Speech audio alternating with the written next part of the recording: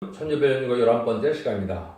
다니엘 11장을 통하여 남방왕과 북방왕이 싸우는 것에 대해서 클레오파트라나 미천한 자나 지혜롭고 용맹한 자나 남북전쟁이나 3차 대전, 아마겟돈 전체적인 하나님의 역사를 지금 예언한 것이 성취되는 과정을 알아보도록 하겠습니다. 여러분, 다니엘서는 하나님께서 인간의 생사복과 왕의 세움과 폐왕과 나라 지금과 관계를 주장하시는 하나님을 알게 하신다, 이렇게 말씀을 드렸는데요. 하나님께서는 역사의 주관을 하시는 주관자이시므로 모든 일을 진행하시는데, 특별히 이제는 어떻게 이 말씀이 성경에 되어 있습니까?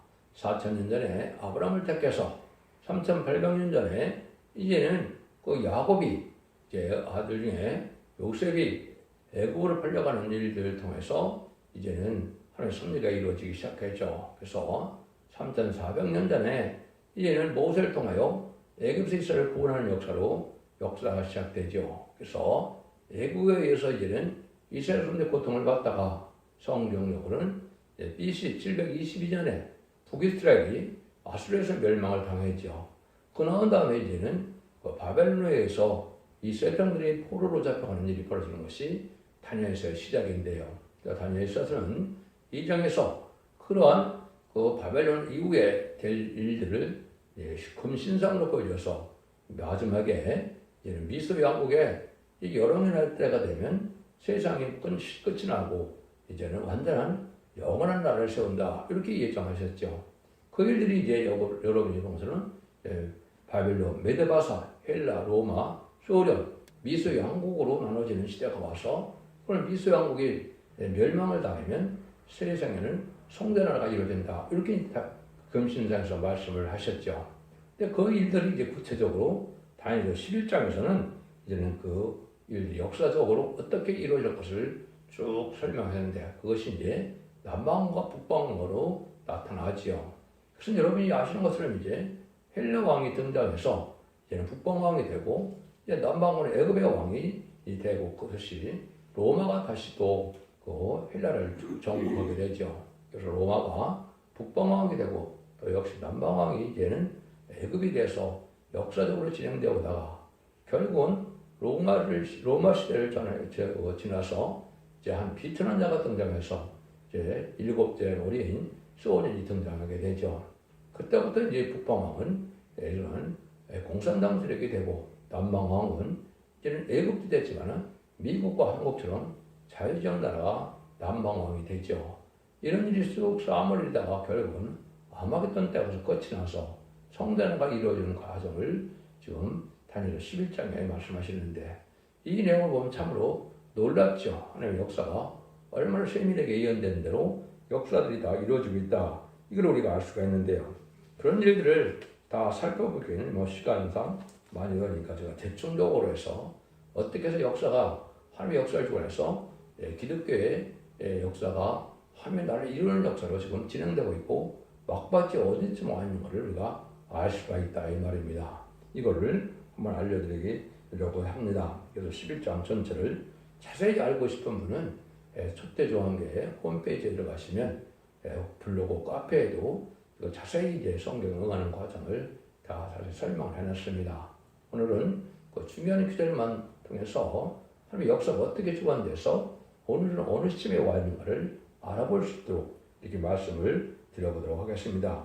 1절에서는 다리오 왕이 등장해서 이제는 그 메데바스의 마지막 왕이 등장하게 됐죠. 3절에서는 알렉산더 대왕이 등장하게 되고, 알렉산더 대왕이 죽고 난 다음에 4절에서는 카산더, 셀레코스, 프톨레미, 르시마코스, 이 네 나라로 나눠지는 역사의 시간을 보여주지요. 여러분 잘 아는 7절에서는 클레오파트라가 등장해서 시자와 안토니아의 관계에 좀 천하절세의 그 여인의 사건이 또 되어 있다, 이렇게 볼 수 있는데, 20절에서는 어거스트 가이사의 소세령을 통해서 예수님이 탄생하는 것이 나사렛 동네에 살다가 저 베들레헴까지 가서 예수님이 예언대로, 이것은 5장의 예언대로 베들레헴에서 탄생하는 역사가 진행되고 우리가 알 수가 있고, 그때 그 이후로는 이제 21절에 비천한 사람이 하나 등장하는데, 이것이 이제 스탈린이 등장한 것을 보여준 것이다, 이렇게 볼 수 있는 것이죠.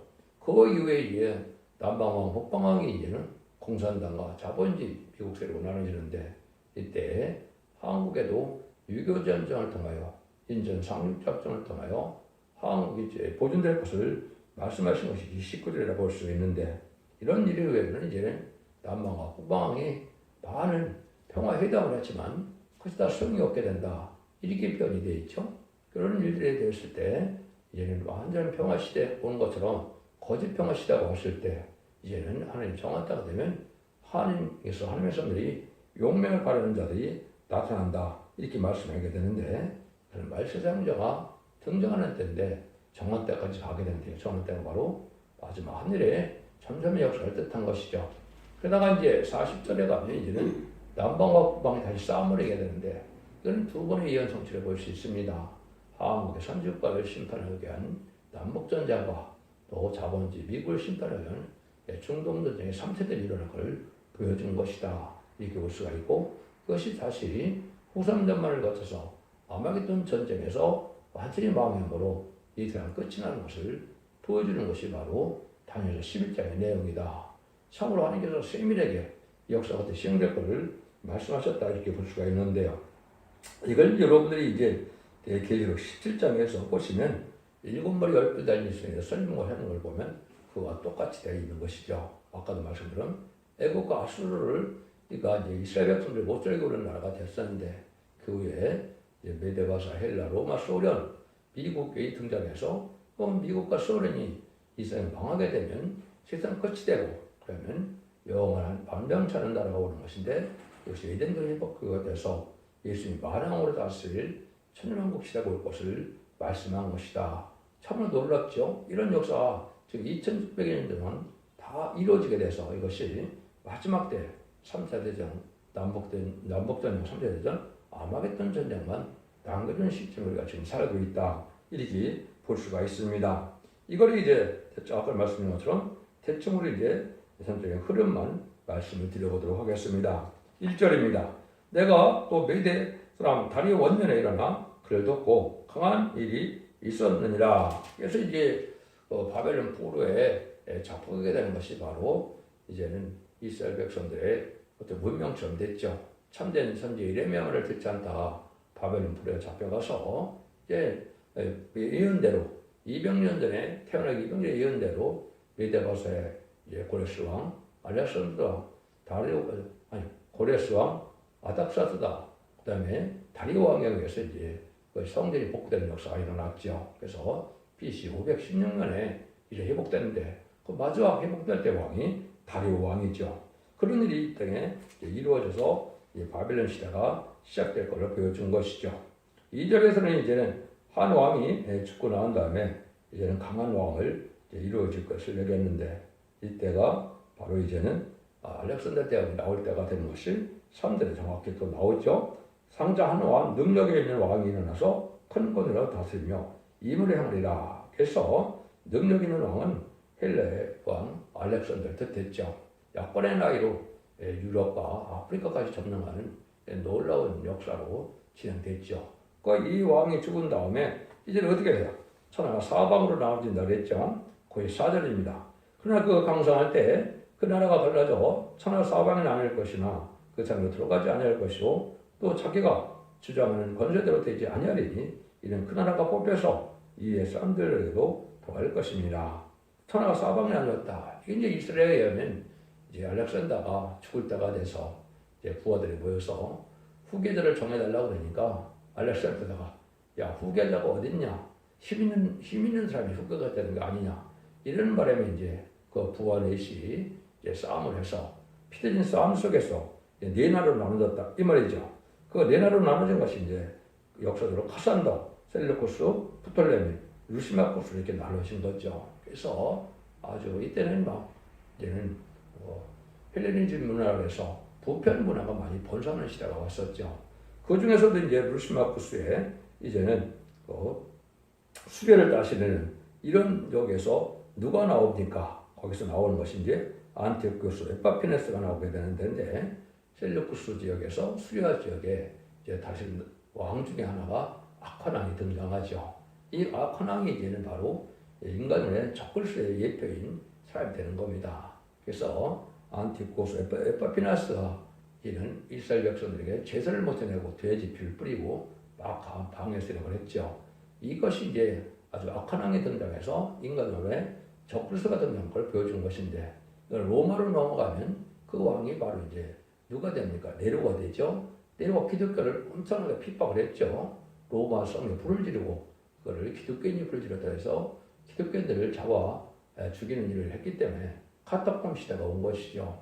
그것이 또한 적그리스도를 예표한 건데, 그것이 이제 7장으로 10달씩 나온 것이 소련인데, 소련이 지금 나와서 지금 우크라이나 전쟁을 이끄는데, 얘는 8째 왕이 등장할 때가 된 것이죠. 8째 왕은 3절에 이기는 자가 뜻하는 이것이, 소련에서 3절에 이기게 되면 그 자가 적그리스도가 돼서 후3자를 통치하게 되는 것이 성경의 예언이다, 이 말입니다. 이런 날들이 이제 쭉 이루어져 나갈 것을 보여준 것이다, 이렇게 볼 수가 있는 겁니다. 그래서 이렇게 아까 얘기했듯이 이제 남방과 북방과 사이에 많은 전쟁도 있고 많은 일이 이루어지죠. 그래서 나중에는 또 이제 헬라가 멸망해서 이제 로마가 등장하고, 로마가 다시 또 애국까지 먹는 이런 일이 벌어지는 것이 유럽의 역사죠. 이거 한 예정된 섭리 속에 이후에 아까 말씀드린 것처럼 이제 소련이 등장해서 다시 남방과 북방은 재편되는 것처럼 되게 되죠. 그래서 북방왕은 다시 소련이 이루는 공산당을 뜻하고, 남방왕은 이제 애굽이나 자본주의, 미국이나 한국을 뜻해서 지금 여러 가지 회담이 이루어져 온 것이 그것의 역사죠. 이것이 성경 예언들을 지금 데려가는 것이 되어가고 있다, 이렇게 볼 수 있는 것이죠. 이런 일들이 이제 계속 진행하다가 이런 일들이 이제 남방과 북방과 싸우는 일들이 이제 이런 것이 여러분들이 보는 애국에서는 프톨레미 왕조와 이제 북방의 헬라 시대의 왕족들과 싸우는 일이 많이 벌어지게 되죠. 이런 일들이 이제 계속 진행되는 과정을 우리가 알 수가 있다, 이 말입니다. 그것을 아까 말씀드린 것처럼 자세히 제가 이제 변론을 해놨는데, 제가 다 말씀드리기가 어려우니까 이제 중요한 것만 몇 가지 말씀드리겠습니다. 여기 이제 16절에 가시면 오직 와서 치는 자가 이물을 행하니 등이 그 앞에 설설을 맺겠고 그가 영원한 땅에 설 것이요 그 손에 멸망이 있으리라, 이런 얘기를 했죠. 이것이 이번에 이제 예수님 시절에 보면 이스라엘 백성들이 로마 숙국이 되어 있었죠.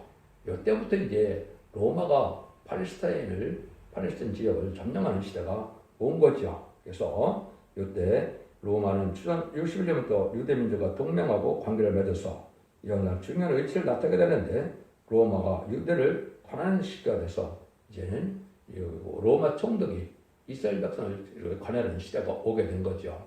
이것도 이제 하면 3년 속에 한국도 마찬가지로 일본에서 우리가 속국이 되는 것처럼, 이런 것처럼 이제 선진국에 대한 하나님의 예정된 섭리가 있다, 이렇게 볼 수가 있는 겁니다. 이런 일들이 이제 이루어지는 역사가 진행되다가 그런 일들이 이제는 누가 등장합니까? 그것이 바로 이제는 17절에 보면, 거기에 보면 그가 결심하고 전국의 힘을 다하다가 이렇다 그가 확신할 것이요 또 여자의 딸을 그에게 줘 그를 패망하려 할 것이나 이르지 못하리니 그가 의역하리라. 이 말씀이 이제 바로 뭐냐, 로마가 애굽을 점령하는 시대가 일어나죠. 이때 역사가 여러분들이 이제 잘 아는 그 클레오파트라가 등장하는 때를 뜻한 것이죠. 클레오파트라 그때 당시에는 아마 그런 남매 형제간에도 결혼할 수 있었던 것 같아요. 그때 프톨레미와 이제 클레오파트라가 이제 결혼해서 그 나라 애굽을 다스리고 있던 시대인데, 어떻게 됐습니까? 로마에 시저를 보내서 이제 애굽을 정복하는 일이 있었죠. 로마 군대가 시저를 보내서 애굽을 정복하는 시대가 왔죠. 그런데 이제 어떻게 됐습니까?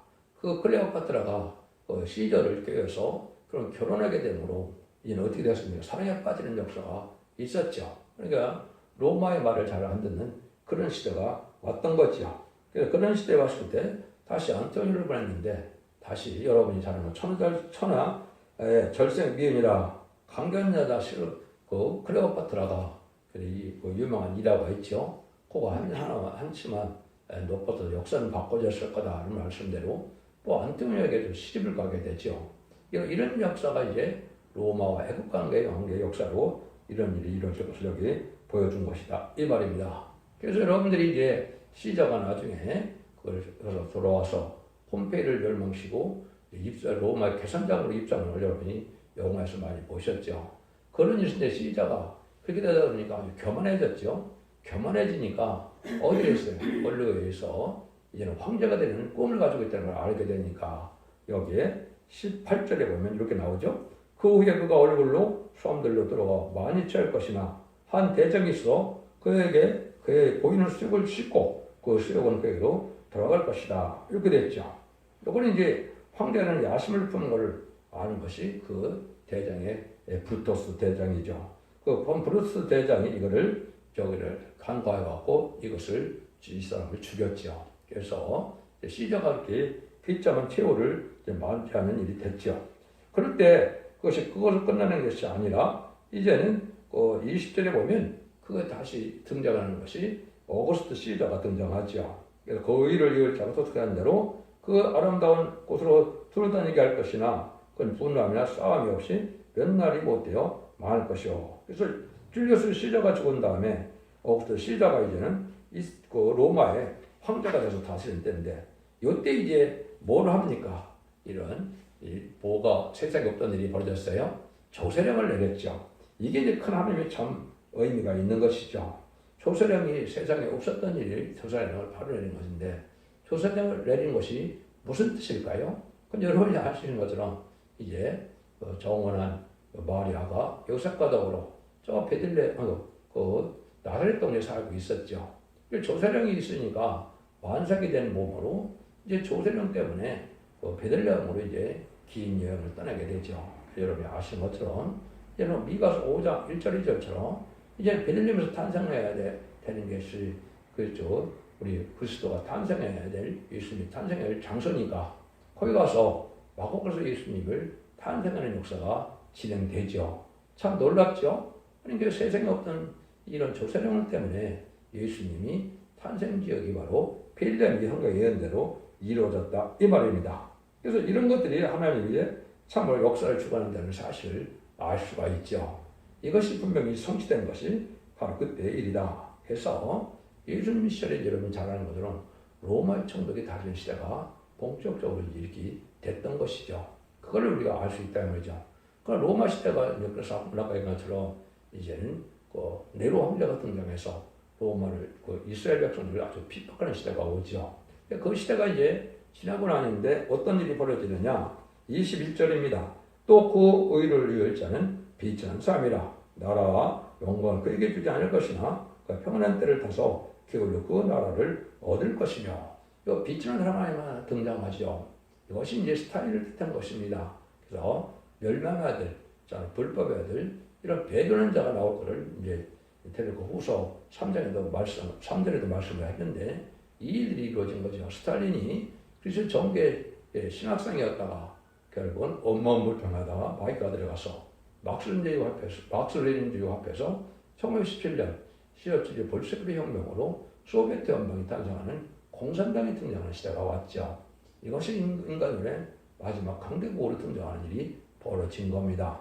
이것도 하나님의 손에 속에 이렇게 이루어진 것이다. 이렇게 볼 수 있는 것이죠. 이런 일이 이제 이루어진다. 이 말입니다. 그래서 이런 일들 중에서 이제 공산당 세력이 이제 북방 지역을 차지하는 시대가 온 것이 바로 소련이 등장하고의 온 시절이다. 이렇게 볼 수 있죠. 그래서 그런 일들이 이제 악한 정권이 북방에 들어서는 것은 많이 연이되어 있고 그것이 계시록 8장에서 첫째 나팔부터 넷째 나팔까지 보면 그것이 뭘 뜻하느냐.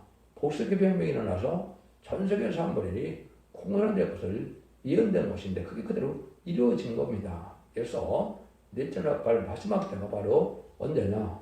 1975년 4월 30일 베트남 전쟁이 끝날 때거든요. 베트남 전쟁이 끝날 때가 열 나라가 위성과가 완성돼서 일곱째 머리인 소련이고 열불을 가진 위성과가 탄생하게 된 것이거든요. 이걸 지금 기독교를 잘 모르기 때문에 일곱째 열불된 일성을 엉뚱하게 풀고 아직 안 나타났다고 이렇게 풀고 있죠. 저는 성경으로 예언된 성취를 알지 못하는 흑암이다. 이렇게 보셔야 됩니다. 이건 명백하게 그렇게 이루어진 것이고 그 계획 17장과 8장을 보면 이렇게 성취됐다는 사실을 제가 자세히 또한 변론을 해왔습니다. 그걸 보시면 역사적으로 분명히 이런 사실을 알아야 되는데 그를 잘 알지 못하는 지금 현재다 이렇게 볼 수가 있는 것이죠. 그러니까 이런 일들이 이제 많이 있었지만 그때부터 어떻게 됩니까?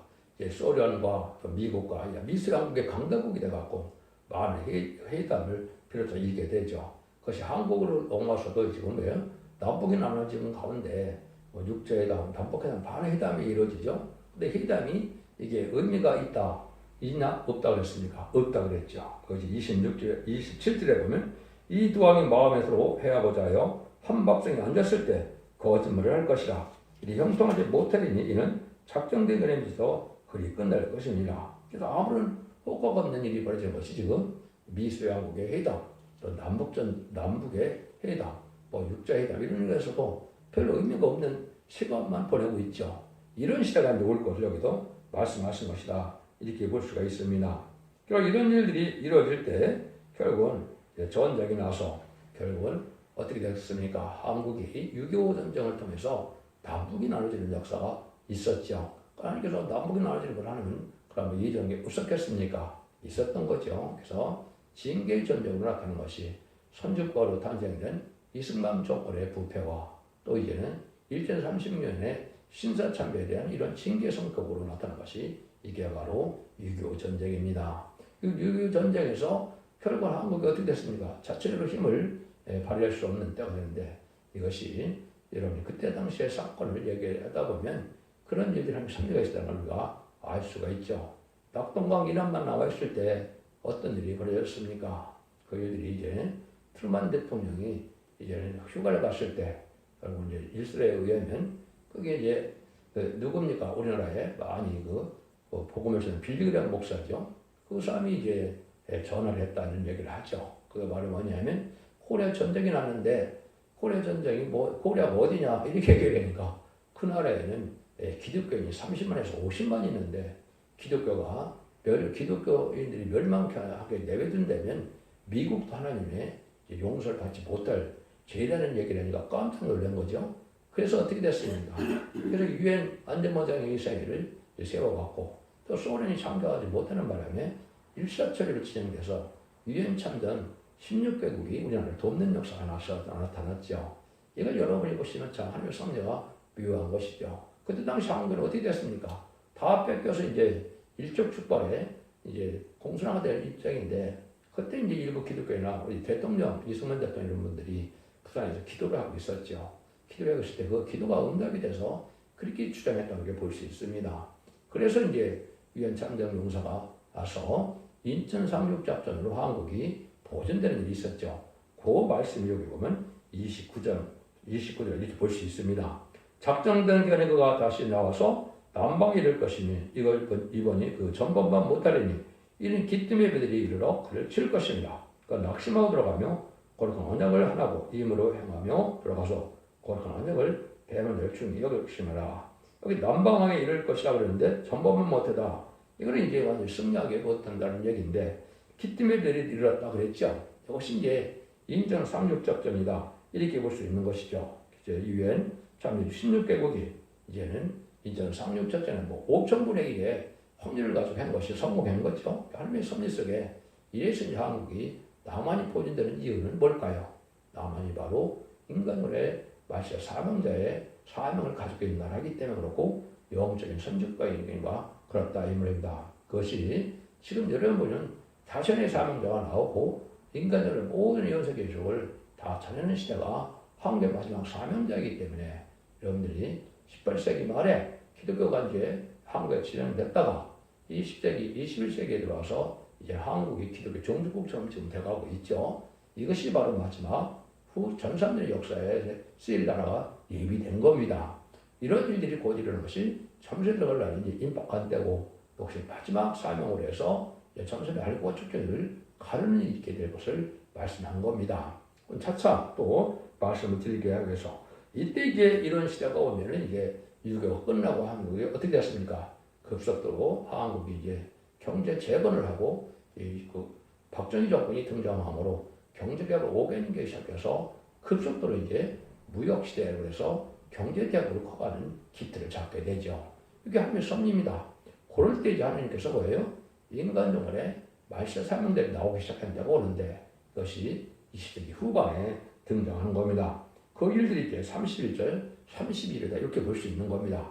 그러니까 여러분들이 제가 대충 하는 것 같아도 한 성경이 정확히 다 그렇게 되어온 겁니다. 그럼 한번 보시면 군대는 그의 서편에 서서 성소고 곧 경고하는 곳을 돌아다니며 매일들은 제사를 피하며 열매 까는 물건을 세울 것이며 그가 또 언약을 배반하고 악행하는 자를 게을로 타락시킬 것이며 오직 자기 하나님을 아는 백성을 강하여 용맹을 바라라 그랬죠. 자기 하나님의 백성을 아는 자는 용맹을 바라게 된다. 이거는 말세사명자가 성령의 기능을 다 깨달아서 결국은 이 사람들이 나중에 이만희 4천명이 되는데 이 시대는 어떤 시대들이냐? 얘는 거짓 선지자가 많은 시대가 돼서 하나님을 영원롭게 하는 자들이 아니고 불의한 격건설들이 지금 그걸 보면 WC나 WA가 다 해당되거든요. 이런 자들이 이제 이런 다스릴 때 말세사명자가 나오기 시작하는 것은 말세자들이 전입니다. 이것은 제렌디를 영접할 복음이 전해지는 때를 얘기한 것이다. 이 말입니다. 그리고 17대 후반에 이루어져서 이런 일들이 이제 다 이루어지는데 뭐 금방 갑자기 이루어지는 게 아니라 하나님께는 여러 가지 시련과 연단 속에서 이제 이루어지는 과정에 많은 시련세가 있을 걸 보여준 것이 33절, 34절이다. 백성 중에 지혜로운 자가 만삼을 가리킬 것이나 그들의 칼날과 불꽃과 살갑힘과 약탈을 당하여 여러 날 동안 세입하리라. 그들이 세입할 때 도움을 얻을 것이니 많은 사람은 그들과 친합할 것이며 지령들이 나와도 이걸 잘 깨닫지 못하고 이때는 정말 시대로 협상 시대가 돼서 오히려 기득권을 핍박하는 시대가 오는 것이죠. 이런 일이 이제 이루어지는데 이것도 이제 정한 때가 이때는 것이었고 35절이죠. 또 그들 중 지혜로운 자 몇 사람이 세입하여 우리 연단케 되며 연단되며 정결케 되며 희게 되어 마지막 때까지 이르게 하려니 이는 작정된 기한이 있습니다. 하면 이런 일들은 작전 기한이 있다 이 말이죠. 이것이 이제 전산면에 들어가서 전산면 37개월이 돼야 인반인 10만 4천 명이 다 이루어지게 됩니다. 이것이 바로 용량이 있는 자고 하늘군대 백마땅 군대가 돼서 아마겟돈 때 최종 승리할 정도이 되는 거. 이것이 이른 자부리가 되는 겁니다. 이 일을 일으키는 것이 이제 마지막 교인 첫 대교의 사명이고 첫 대교의 역사가 참새들을 날이 임박한 이때 우리가 살고 있다. 이렇게 보시는 겁니다. 이럴 때 이제 자꾸 남방과 북방의 아까 같은 이런 협상 시대가 오는데 지지별련에게 진행되다가 결국 결정적인 때가 오는데 이때가 40절입니다. 마지막 때에 남방왕이 그를 찌르니 북방왕이 병과 마병과 많은 배로 헤리반처럼 그에게 마주와서 그 여러 나라에 들어가서 우리 넘천까지 정할 것이라고 그랬죠.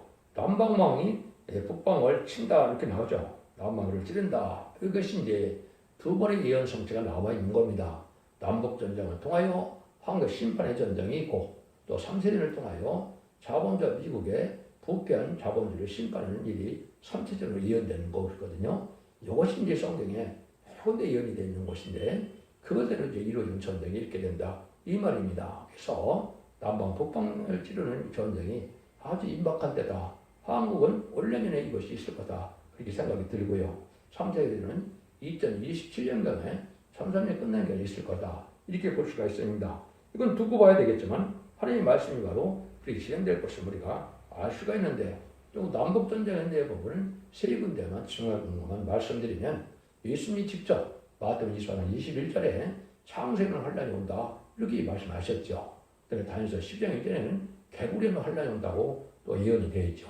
또 요한서 2장 2절에 보면 자고리에 있는 환란이 온다고 그랬습니다. 이것이 남방왕이 북방왕을 찌르는 남북전쟁을 첫 번째로 된 것이고 계시록 9장 10절 15절에 보면 뭐라고 예언이 됐습니까? 나팔을 가진 요셉 천사가 말하기를 큰강 유배되게 결박한 네 천사를 도와주라 하며 네 천사가 놓았으니 그들이 그 여론을 실으러 사람들 3분의 1을 죽이고 예배한 자들이다. 3분의 1 전체 3분의 1이 죽는 3대전이 예언되어 있다. 이 말입니다. 이것이 10장 4절에 응하게 된다. 이 말입니다. 이런 일이 응하게 되면 후 3년 만에 들어가게 되는데 후 3년 만에서 들어갈 때 무슨 일이 벌어집니까? 3세달에서 이스라엘 땅이 이제는 유린당하는 때가 오는 것이죠. 그것이 41절, 42절입니다. 그가 또 영원한 땅에 들어갈 것이요. 그 만나를 패망케 하시며 오직 에돔과 모압과 암몬 자들의 존귀한 자들은 그것에서 벗어나리라. 그가 열국에 그 손을 펴리니 애굽 땅도 변치 못할 것이며 애굽 땅까지 아프리카까지 점령하는 시대가 3태 대전이거든요. 그 영화를 했더니 이스라엘도 피해를 당하게 되고 그때 후 3년 만의 역사가 아프리카를 중심으로 이루어질 것을 말씀한 것이 바로 43절입니다. 이것이 이제 곧 일어날 때가 오는 거죠. 그가 본들의 애굽의 금은과 모든 보물을 잡을 것이요 리비아 사람과 구스 사람이 그의 시중이 되라. 리비아 사람과 구스 사람이라고 했죠. 아프리카가 그들의 시중이 된다. 이렇게 되는데 거기에 자원을 가지고 이제 후 3년 만에 아주 풍부한 그런 악행을 행하는 시대가 될 것을 보여주는데 이것이 바로 이제 이사 18장 5절 6절에 이것이 이언이 또 되어 있기 때문에 이것이 성취되는 과정이다. 이렇게 볼 수가 있습니다. 추수하기 전에 꽃이 떨어지고 포도가 맺혀가 익어갈 때 내가 낫으로 그 여는 가지를 베며 퍼지는 가지를 찍어버려서 산의 독수리들에게와 땅의 들짐승들에게 절리니 산의 독수리 그것으로 과하며 땅의 들짐승들이 그것으로 과동하리라. 여기 바로 산의 악의 독수리 또 땅의 들짐승들에게 이것이 북방세력의 무슨 분의 공산당 세력을 뜻한 겁니다. 이 자들이 거기서 과하고 가동한다. 후 3점을 지내게 된다. 이 말입니다. 이것이 심승의 표를 받게는 격리제의 수용통 시간이 때 시행될 걸 보여준 것이다. 이렇게 보셔야 됩니다. 이것이 명박적인 남아있는 텐데 이때 이제 하나님이 마지막 전쟁인 아마겟돈이 일어난다. 이것이 44절, 45절입니다. 그러나 동북에서부터 소문이 일어 그로 본민경으로 그가 분노하여 나가서 많은 무리를 다 도륙하며 진멸고할 것이요 그 장막궁전을 바다와 용화롭과 거룩한 사이에 베풀 것이나 그 이르니 도와줄 자가 없으리라. 이 사람이 보기에는 잘 모르겠죠. 그것이 바로 동북에서 소문이 들린다 그랬죠. 이때가 바로 이제 시상강림하는 예수님이 대접장에 여섯째 대접을 볼 때 이제 동방의 왕들이 예비된다 그랬죠. 이때 이제 시상강림하시는 백마탄장에서 19장 11절에서 21절은 아마겟돈이 전쟁될 때다. 이때입니다. 그때서 동북에서 소문이 난다 그랬죠. 얼마나 놀라운 역사가 되겠습니까? 이때가 바로 이제는 아마겟돈 전쟁에 들어갈 때다. 이렇게 볼 수 있는 것이요. 그것이 이제 다 도륙한다, 진멸코다 한다 그랬죠. 그래서 일단 악인과의 죄인이 전멸당하는 거거든요. 후 3년 만에 신승의 피를 받은 자들이 다 망하는 때가 바로 아마겟돈 전쟁인데 이때 무슨 일이 벌어지냐 그 장막궁전을 받아 거룩한 소에 베풀 것이라고 그랬죠. 이것이 이제 거짓 선지자와 이제 북방세력의 우두머리들이 지하도시에 숨어서 마지막으로 핵무기를 터뜨려서 아마겟돈을 일으키게 된다. 이 말입니다. 그 아마겟돈 때 전멸당해서 세상을 재창조해서 이런 회복시간 하나님의 역사가 끝나서 전 세계는 천왕국의 축복이 이루어지게 되고 아마 2034년쯤 예수님 만왕의 왕으로 오셔서 이제는 이스라엘 다스리는 시대가 오는 것이죠.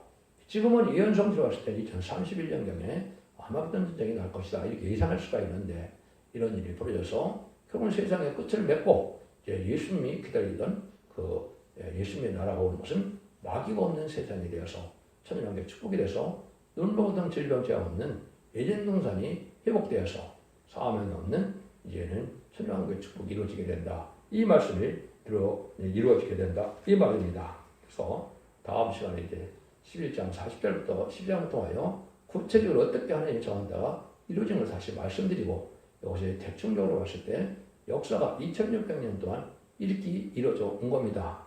제가 단지 말씀드린 것이 지금 2600년 동안 이런 일들을 제가 말씀을 드린 겁니다. 참으로 놀랍죠. 하나님의 섭리가 이렇게 구체적으로 이루어오는 과정에서 역사를 주는 하나님의 섭리 속에 지금 이루어지고 있다. 이때 한국의 선진국가가 돼서 전선의 역사가 진행될 날이 가까운 데다.